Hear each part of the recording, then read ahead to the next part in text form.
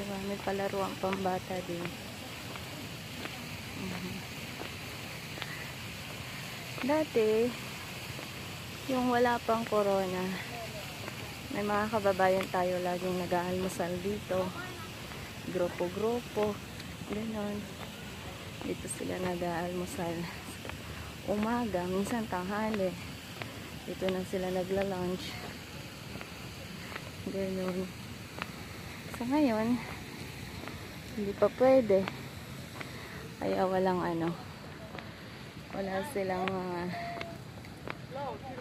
pagtitipon. Ganon. Siyempre, hindi nakikipag-join ng ate. Kasi, strict ang lola. Joke. Ayaw niya kasing makihalubelo sa mga kasi may isip pa yung alaga ko.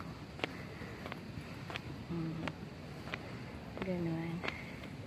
Shout out kay Ate Connie. Kumusta? Ingat ka dyan.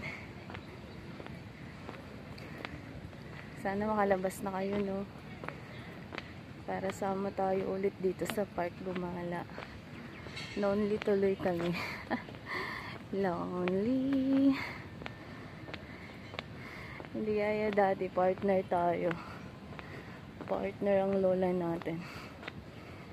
Kumusta mo ako kay Dora? Kamo pagaling siya. Wow. Sakit ng kamay ko.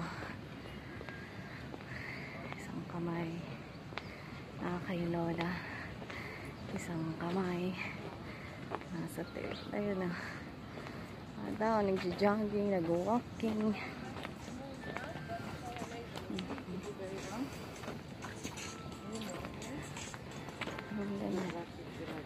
Madali na mag-picnic. Pero bawal lang barbecue. Bawal magluto-luto. Punta na kami sa may sa may mamang namimigay ng dyaryo. Error. Nawalog si phone. Ayan, may exercisean dito. Sa gusto magpapayat, sa gusto maging healthy. Yalla there. Yalla there. Ayan. Tulak-tulak kay Lola.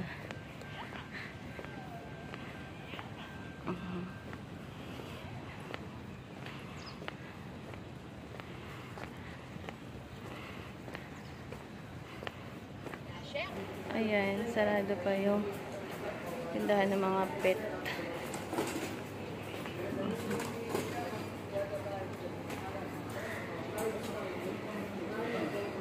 Squims. Ayan. Jeep. Sarado pa. Okay.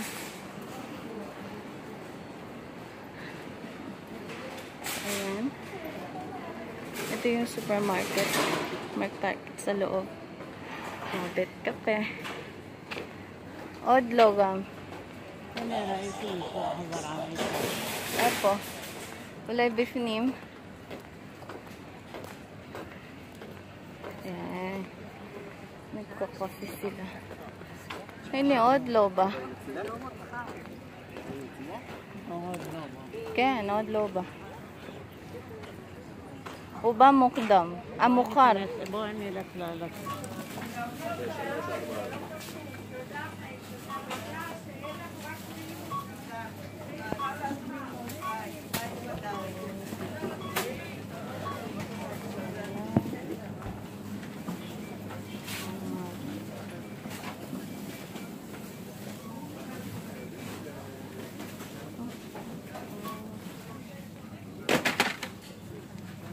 Singkang.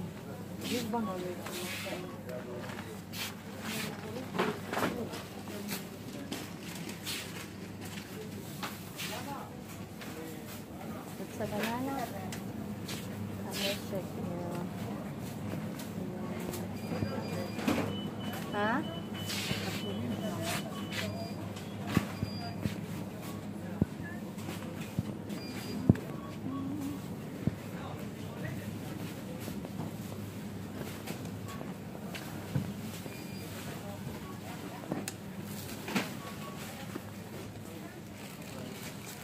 Ay, ini sila kisala sa kapsolo.